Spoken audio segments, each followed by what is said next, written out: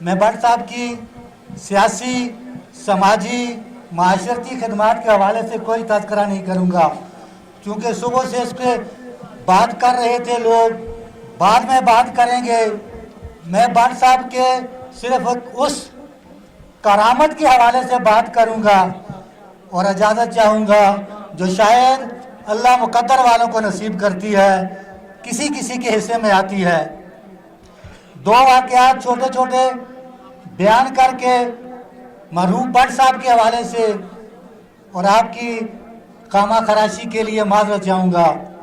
ہم ایک جنازے میں شریک تھے، بڑا جنازہ تھا، ایک بڑی شخصیت کا جنازہ تھا۔ ہمارے یہاں ایک روایت ہے کہ جنازہ سامنے رکھ کے علماء دین ہمارے تقاریر کو شروع ہو جاتے ہیں۔ اسی طرح کا وہاں پر بھی منظر تھا، صفوں میں کھڑے لوگ، بزرگ، بوڑھے، بیمار، معذور تنگ ہو جاتے ہیں،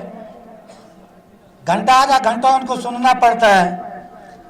تو میں جس جنازے کی بات کر رہا تھا اس میں ہم تھے، جناب شاہ صاحب، وہاں پر ایک شخص کرسی اٹھائے ہوئے دوڑتا ہے، ڈھونڈتا ہے کہ بٹ صاحب کدھر ہیں، بٹ صاحب کدھر ہیں، آوازیں لگاتا ہے، صفوں کو چیر کے ادھر جاتا ہے۔ سارے لوگ کوئی ماتھے پہ بال ڈالے ہوئے مولوی صاحب سے خفا ناراض ہیں کہ تقریر ختم کرے، جنازہ پڑھے، ہماری جان چھوٹے۔ تو میں یہ دیکھ کر میرا دماغ میں ایک فلم چلنی شروع ہو گئی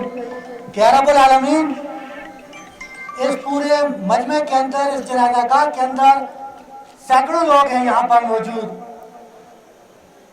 بیوروکریٹ بھی ہے، سیاسی زعما بھی ہیں، عمر رسیدہ لوگ بھی ہیں، معذور بھی ہیں، لیکن یہ ایک شخص ہے اور میں نے پورا تجزیہ کیا کہ اس شخص کو کوئی بھی سیاسی حوالے سے بٹ صاحب سے کام نہیں تھا، کوئی بھی اس کا سماجی جھگڑا کوئی معاشرے کے اندر اس کا بٹ صاحب کے لیے اس وقت مرہون منت نہیں تھا، لیکن یہ بٹ صاحب کے لیے اٹھا کے کرسی بھاگا پھرتا ہے۔ میں نے کہا یہ ماتھے کے مقدر کی بات ہے کہ رب جس کو یہ بزرگی، یہ روب، یہ ہمت اور یہ اس کو طاقت عطا کرتا ہے، اور یہ کرامت اور یہ ولیوں کی کرامت ہوتی ہے کہ اس شخص کے پاس نہ کوئی سرکاری عہدہ ہے، نہ پاور ہے، نہ پروٹوکول ہے، نہ پولیس کے پیرے ہیں، نہ ہارن، ہوٹر یا ہٹو بچوں کی کوئی صدا ہے، لیکن جس کے لیے دل میں عزت ہے لوگوں کے، وہ اٹھ کے بھاگے چلے آ رہے ہیں کرسی لے کے کہ میں بٹ صاحب کے لیے جب تک وہاں پر مولوی صاحب تقریر جاری رکھے ہوئے ہیں میں بٹ صاحب کو اس وقت تک کرسی دوں تاکہ وہ وہاں پر کھڑے نہ رہیں، وہ بیٹھ جائیں جب تک کہ جنازہ شروع نہیں ہوتا۔ یہ سوچنے والوں کے لیے، سمجھنے والوں کے لیے، دھیان رکھنے والوں کے لیے اس کے اندر بڑی جو وہ رمز پائی جاتی ہے۔ اسی کے ساتھ ہی دوسرا واقعہ بیان کر کے اجازت چاہوں گا کہ 2005 یا 6 کے الیکشنز کی آمد آمد تھی، جس کو بعد میں میرے خیال میں صاحب محترم جیت چکے۔ ہمارے ایک امیدوار تھے، ان کو ہم لے کے پھرا کرتے تھے، جن کا اس وقت ووٹ بینک اتنا نہیں تھا، نگدار میں وہ جس وقت تشریف فرما ہوتے ہیں تو ایک جگہ پہ یہاں پر پیپلز پارٹی کا جلسہ تھا، میاں صاحب آپ نہیں تھے، آپ کے کارکنان کا جلسہ تھا وہاں پر، تو ہم وہاں پر جا کھڑے ہوئے، ہم نے کہا کہ ہمارے امیدوار صاحب سے بھی تقریر کروائے، انہوں نے کہا شرم کرو، آپ جلسہ یہاں پر پیپلز پارٹی کا ہو رہا، آپ اپنے امیدوار کے بارے میں کہہ رہے ہو۔ ہم بھی تھوڑے بجٹ ہو گئے،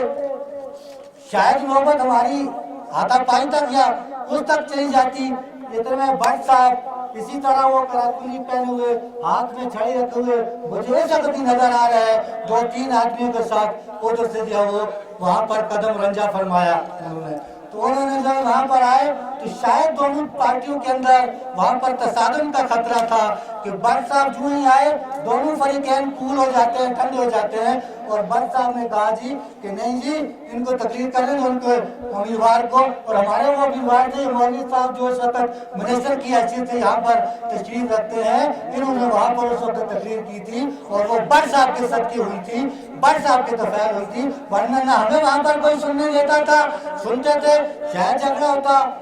زیادہ تصادم ہوتا، لیکن ان کے ماتھے کا یہ مقدر تھا، ان کی شخصیت کا یہ سحر تھا उनका ये रोब और वलवला था, दबदबा था कि कोई भी फरीक उनके सामने जो हो, वो जिस मजलिस से गुजरते थे,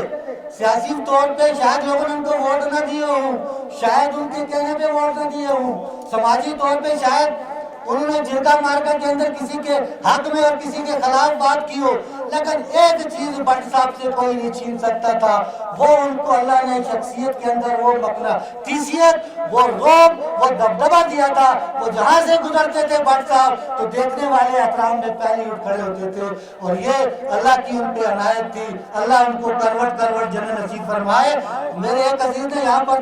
तकरीर करते हुए ये कहा था, हमें उनके नक्शे कदम पे चलने की